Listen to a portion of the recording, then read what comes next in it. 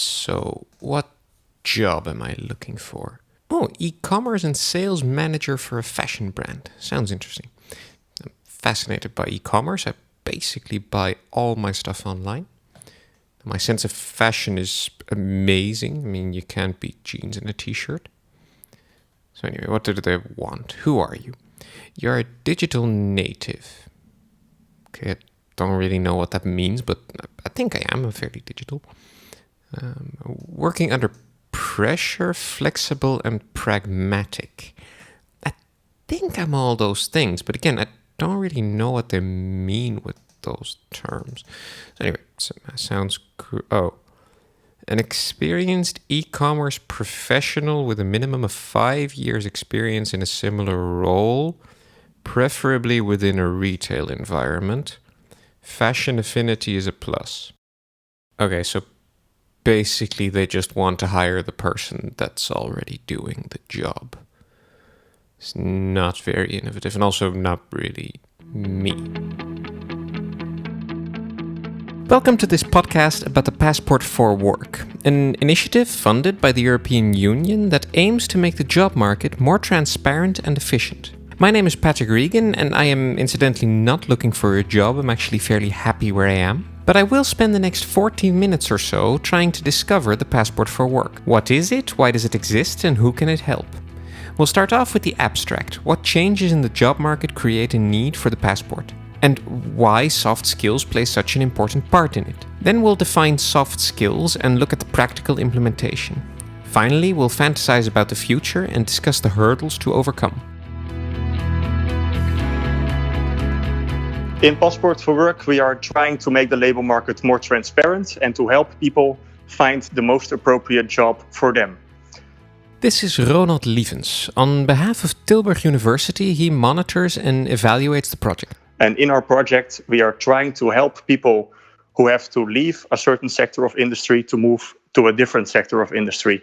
So let's say you are working as an events manager, or probably you don't have a lot of work. Possibly now there is other work for you that might suit your skills in another sector, let's say the financial industry or the services industry. And in our project, we are trying to facilitate that person moving from one sector to the other through an extensive soft skill assessment. Yeah, and the key word here is soft skills to sort of define things. What are soft skills? Yeah, soft skills, also in academia, this is a very confusing term. It has been researched for a long time. But to put it in the simplest way, a soft skill is a skill that you can use in different occupations and in different sectors of industry. So let's say you're working as a banker, or you're working as a doctor, or you're working in a store as a sales clerk. There are the skills that all three of those occupations need. So active listening, presenting, communication, analytical thinking. So they are the skills that allow you to move across the labor market to different occupations. Is it a correct assessment that then the Passport4Work is sort of your document with your soft skills? Yes. So on the passport that we are developing, we want to first of all draw attention to the soft skills. So the first thing you will see, we call it the skill print, which is the printout of your profile. And it begins with your soft skills to prevent that you end up doing the same things that have been happening for a long time, where people just look at your previous job experience, they look at your previous diplomas, and then they draw conclusions based on that.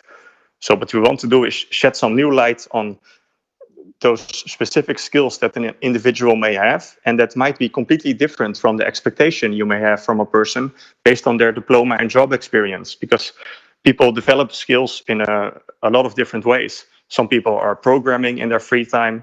Some people are organizing events in their free time. And these things do not always reflect from someone's diploma. Now, whom the Passport4Work is aimed at and how a job seeker can come to grips with their soft skills is a question for later. But first, why are soft skills relevant now? What changed the focus basically from hard to soft skills? I think they have always been relevant, the combination of the two.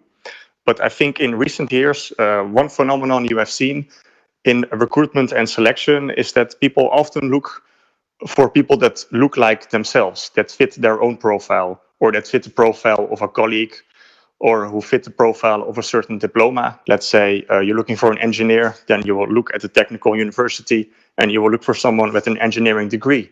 But it doesn't paint the full picture, because if you look at the longer term, the success rate of a hire is also dependent on how well they fit in the team, in the organization, how well they can express themselves, how well they can motivate others, how quick they are in their thinking.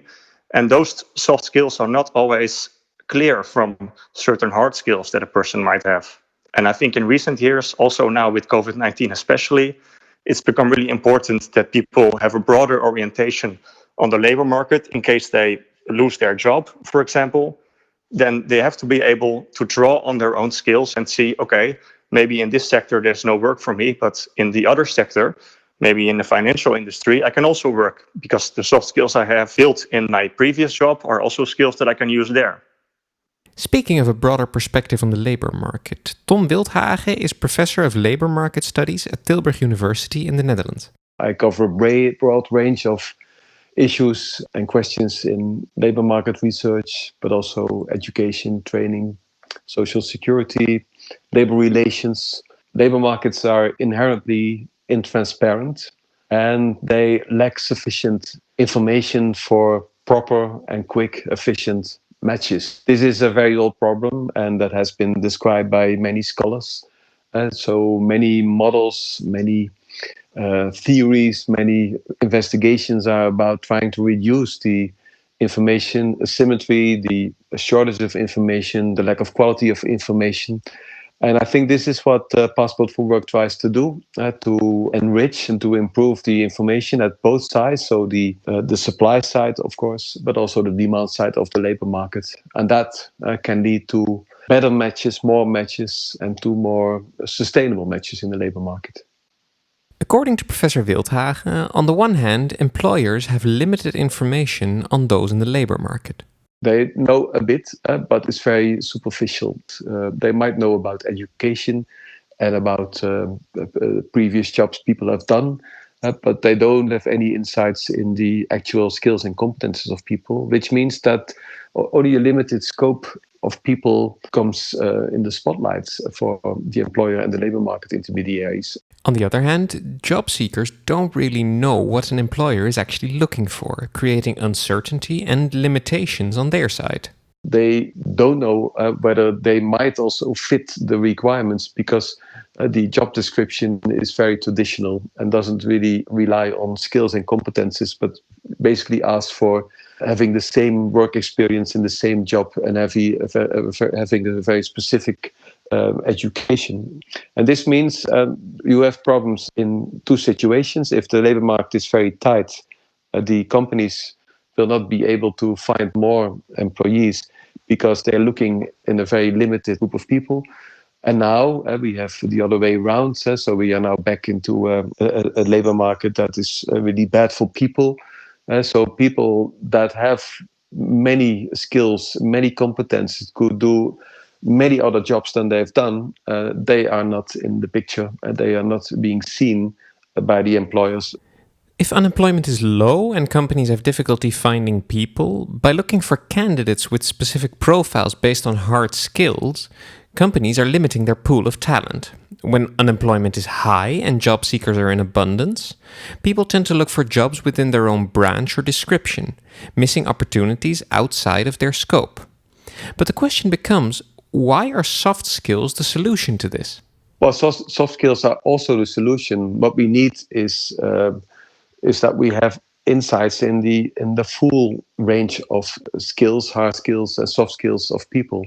We need a more deeper and richer information about what people could actually do and can actually learn. And this also includes soft skills. Soft skills are usually not so much emphasized in the labor market. It's mainly about formal education and work experience. But the soft skills are very important in the matching, because if people don't have the soft skills, they may not really fit your requirements. People might be very smart, but if you are looking for someone that can also present findings or can present new ideas, and this person is unable to present the brilliant ideas, then the lack of soft skills also doesn't really cannot compensate for the knowledge that people have. So the soft skills or the 21st century skills are very important, but it's the full range of skills, hard skills and soft skills, that is important, and that you have to showcase and to reveal and to make accessible in the labor market. And is that where the term skills-based economy comes into play? Yes, and it's very popular now. So we are moving a bit into a paradigm where we say, and I hear that in Eindhoven, but also in Amsterdam, that we are trying to develop a skills-driven labor market and economy, because people can learn and people can do other things that they've done in the past. And if you recognize this, but if you also make that visible in a reliable way, give people a skills passport that will be recognized by employers, will be recognized by labor market intermediaries, then you can actually shape this skills-driven economy and labor market indeed. Are soft skills also a way to sort of deal with innovation and with a changing landscape? Because soft skills, and correct me if I'm wrong, it feels to me like they might change a bit less than hard skills do. Well, also in soft skills, you see that things are changing a little bit. One of the soft skills, type of soft skills that is becoming more important is dealing with technology, also interpersonal skills. We see that due to automation, process automation, you see that a lot of tasks are no longer required to be done by the person themselves. So a lot of their responsibilities are shifting. So you see that the soft skills themselves are also changing towards more managing processes than actually doing the processes themselves. And soft skills are, I suppose, difficult to kind of define, because you mentioned active listening or communication, and all those skills, they feel like they're very close to each other.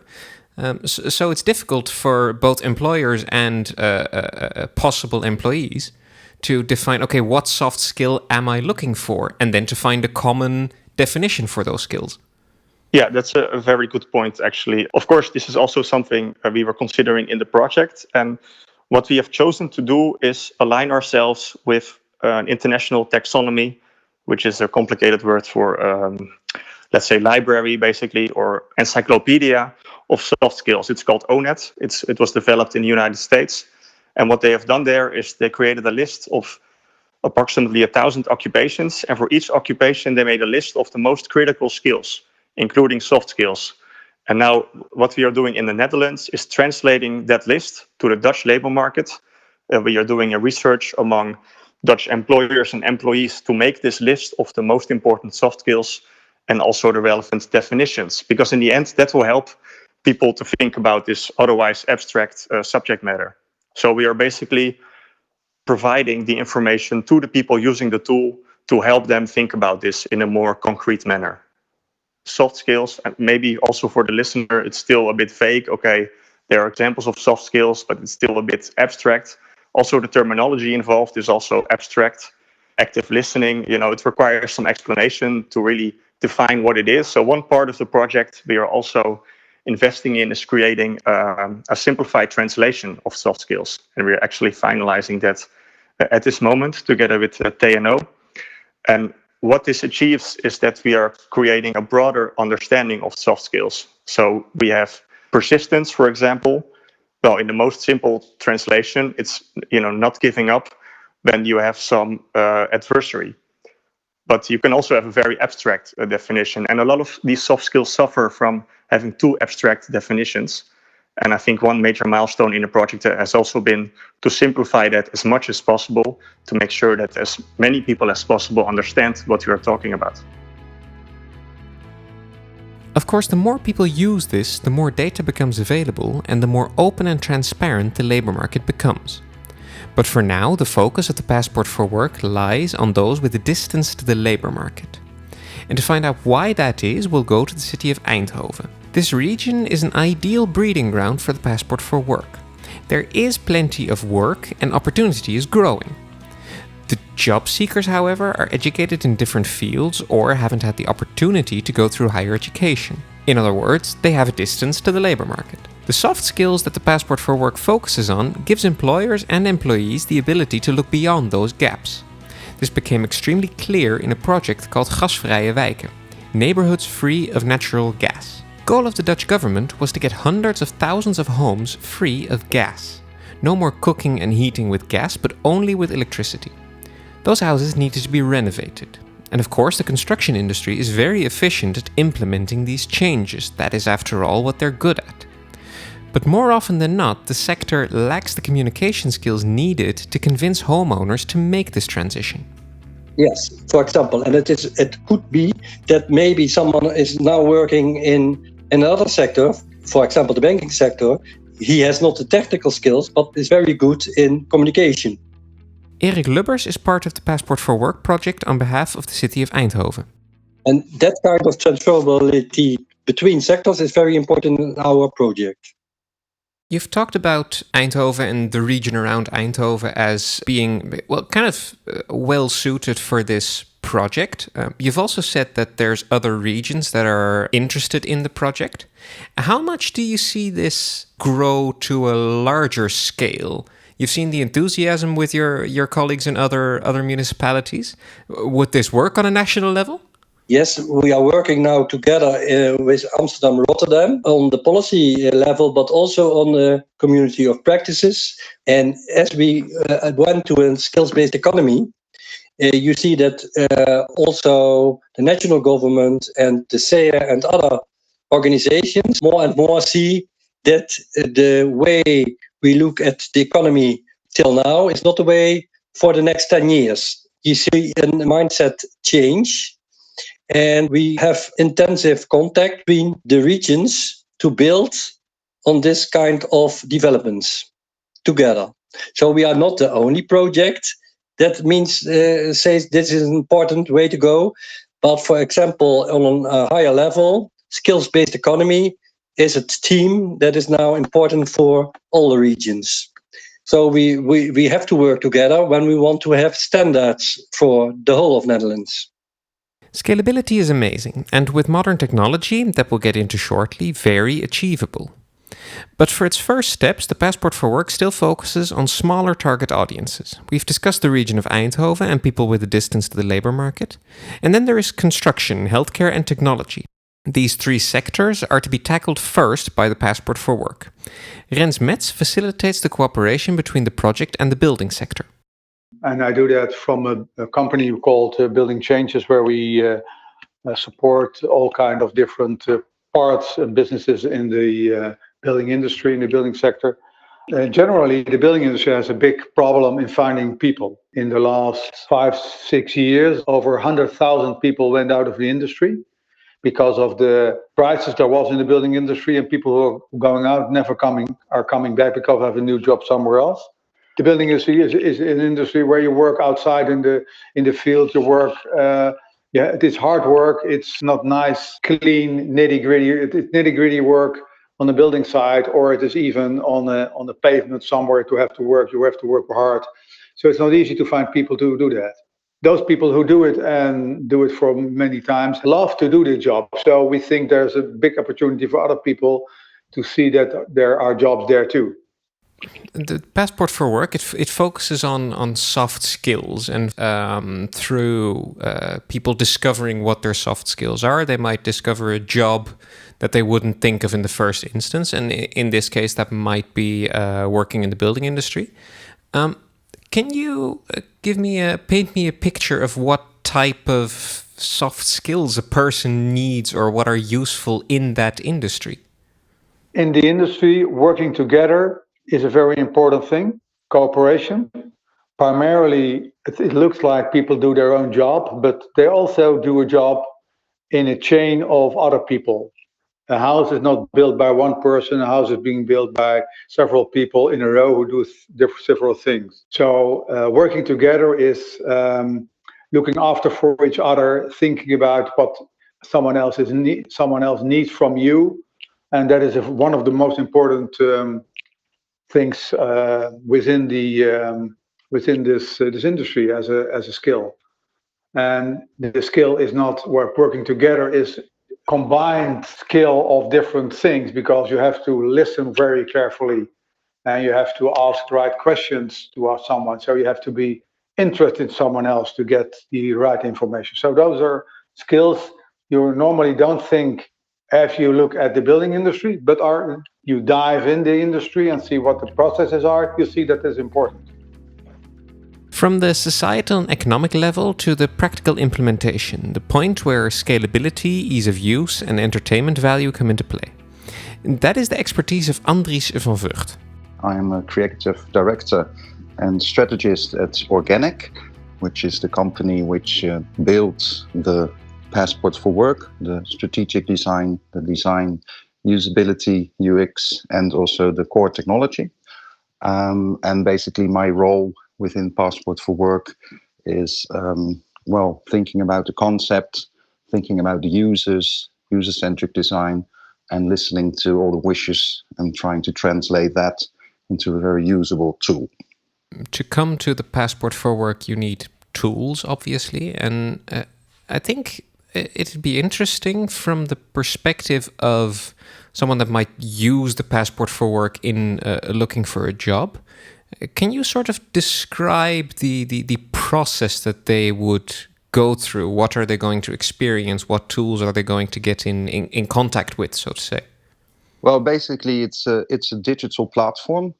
It is possible that a job coach helps you, especially for our target audience. Not everyone will be able to do it all by themselves. So we have job coaches for that in place.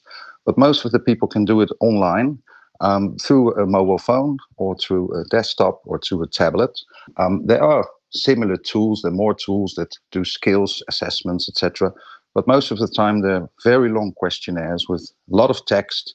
Not really comprehensible text, so it's difficult language for those people, and they're not readers at all. So basically, what we provide is a very rich media, gamified surrounding environment application, which helps them to assess their skills and which helps them to upgrade their skills and to find that job.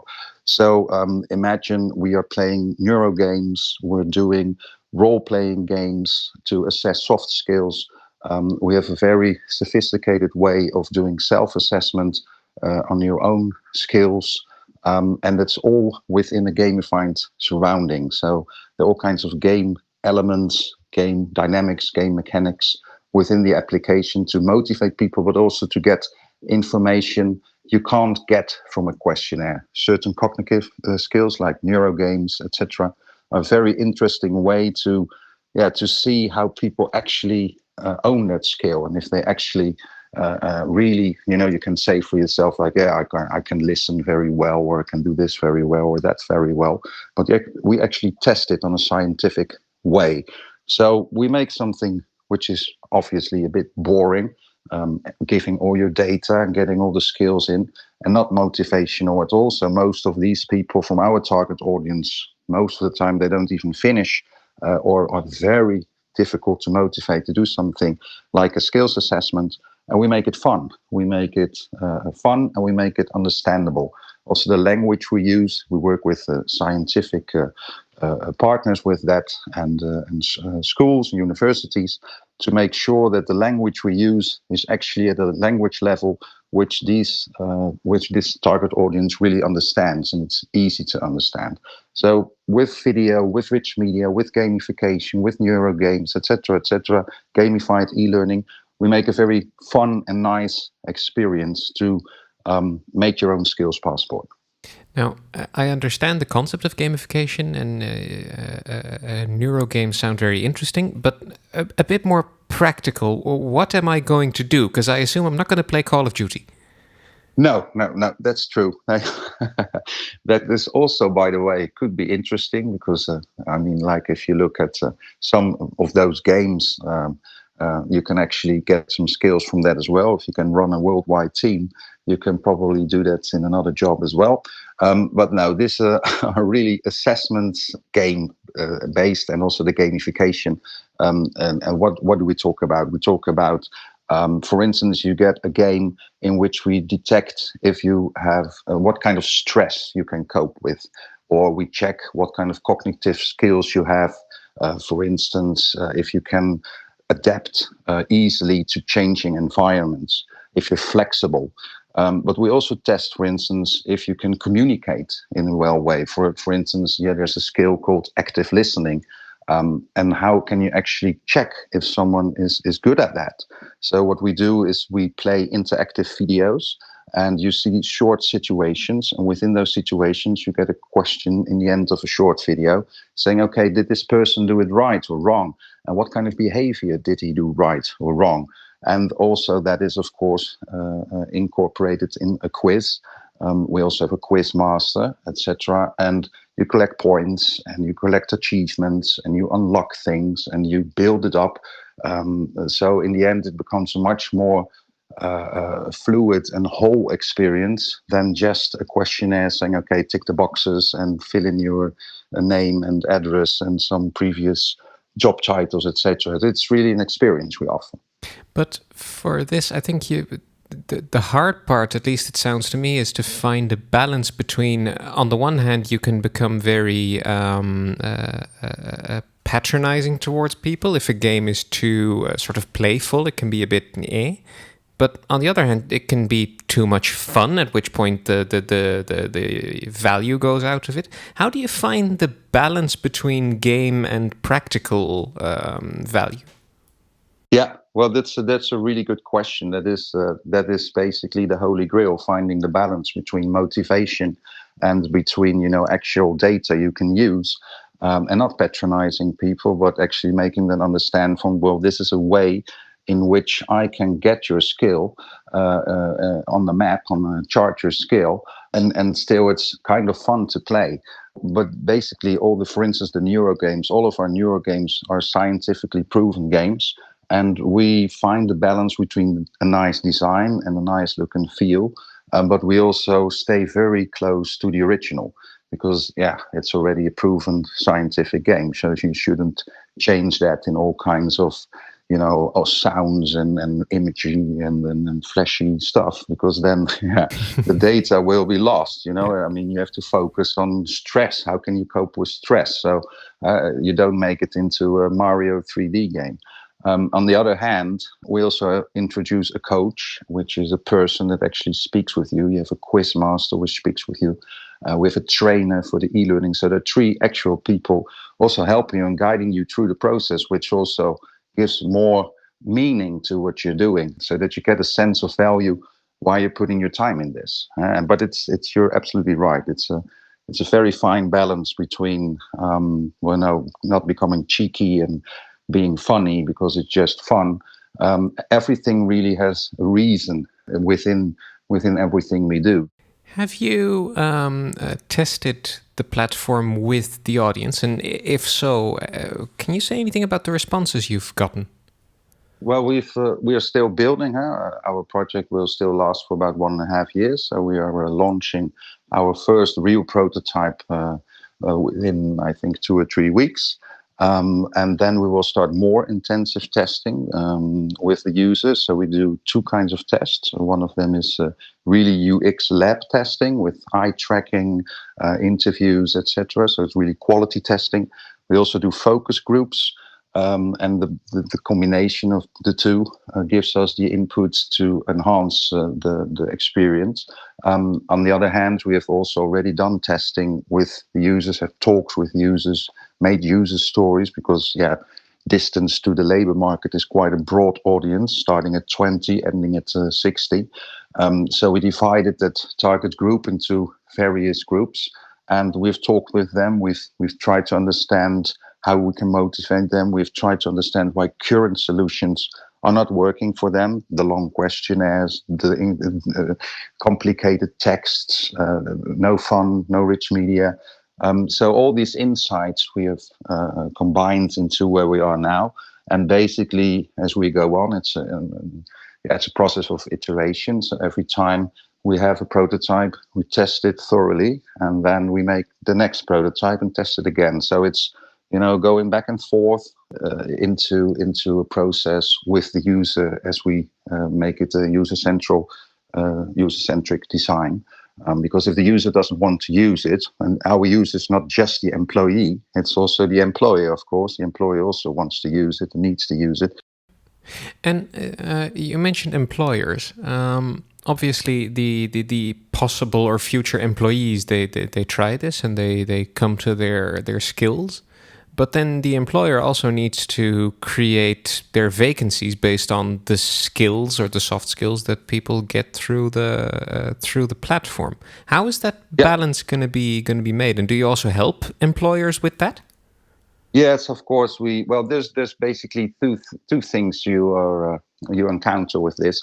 One of the things is that there needs to be a behavioral change with employers. Many employers just still think in job titles and resumes, etc. And they're starting to understand that skills is a much more narrowed down way to find the right person. But there will be a behavioral change in that. So yes, with our partners, we are having these talks with the employees and employers and getting them ready to start getting to know a new world of hiring people.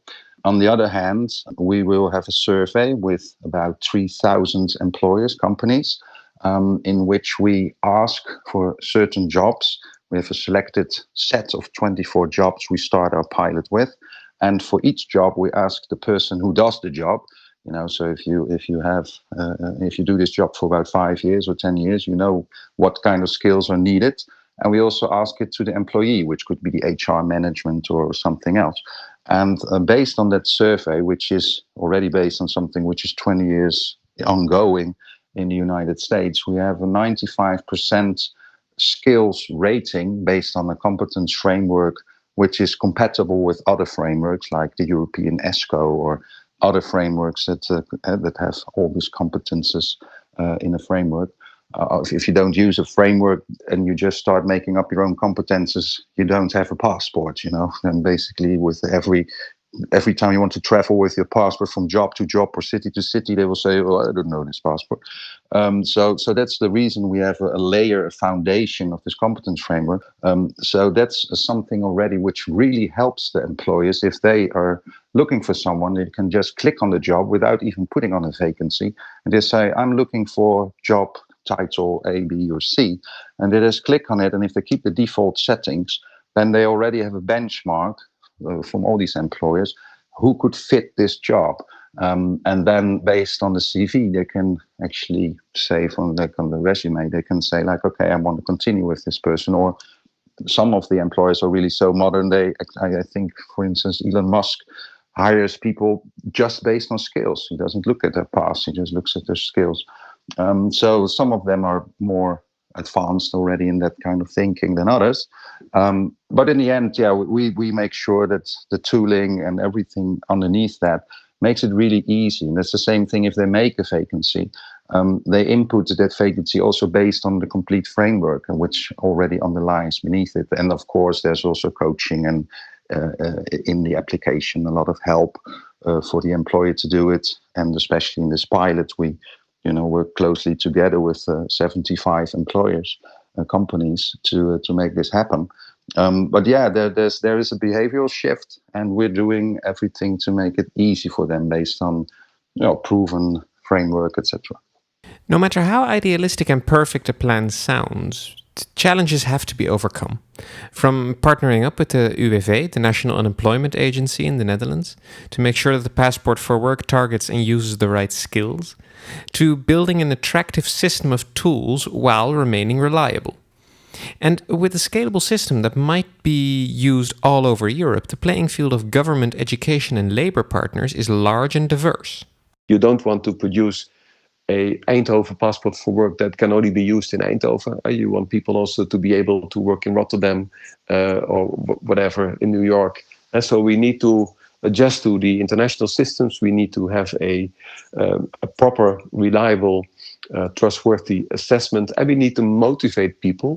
And of course, we need to have the employers formulating their requirements and demands also in terms of skills.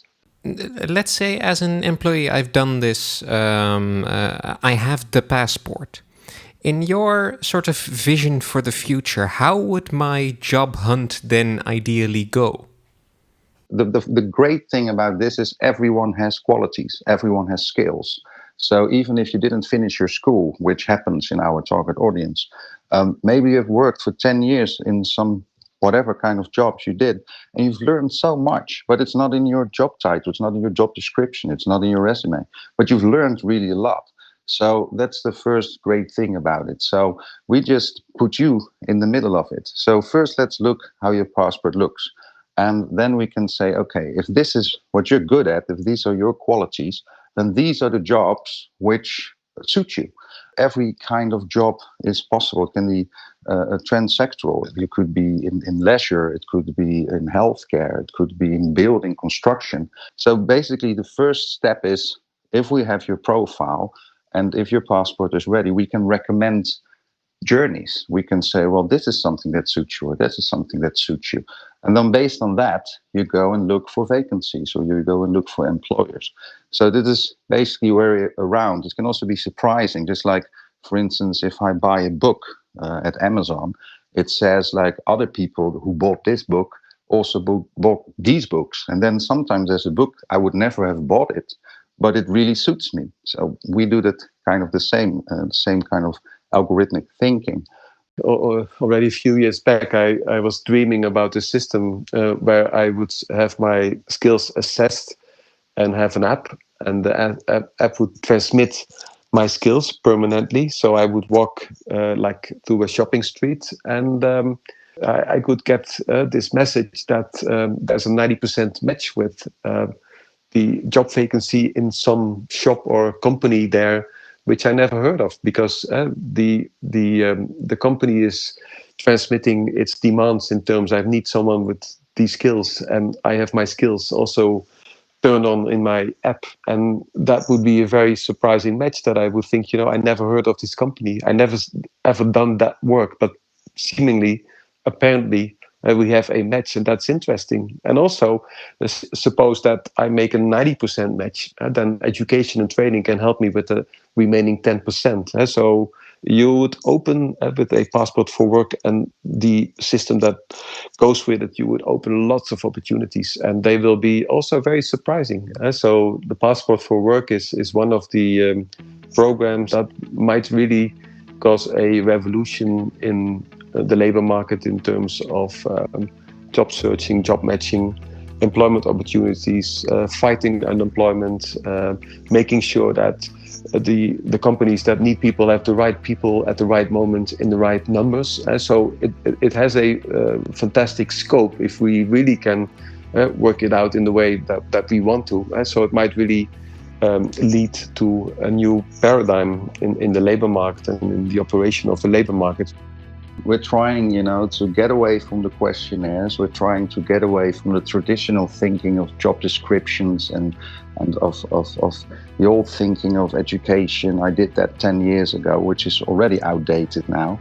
And we are trying to make people travel around the labor market. And why do we do that? Because now you see it every time. It happens always the same. You have a recession, and then everybody's unemployed, and then you have a really great economy and everyone is hired. But there's also this unemployed, employed, unemployed. While if you were working in a shop or in a store, many stores have really hard times, same as the banking or financial industry. They're losing a lot of jobs. Well, you can do two things. You can either say, okay, I will just wait until I get fired, or you can anticipate that and say, okay, in this country it's going to rain really, really hard, so I'm going to move to a completely different country where the sun is shining. And many people, they stay in their own silo, they stay in their own experience they have. And if you look at skills, then you don't look at jobs. It's just you have these skills, so there's so many things you can do with this skill set. Go for it. And if you miss something, learn it. So that was my discovery into the Passport4Work. And though now I might not be looking, in some years or decades I will certainly use it. This podcast was created by me, Patrick Regan, for Passport4Work. You heard Ronald Lievens, Tom Wildhagen, Erik Lubbers, Rens Metz and Andries van Vught. Curious about the project? Go to Passport4Work with 4 written as the number 4.nl. And thank you for listening, and goodbye.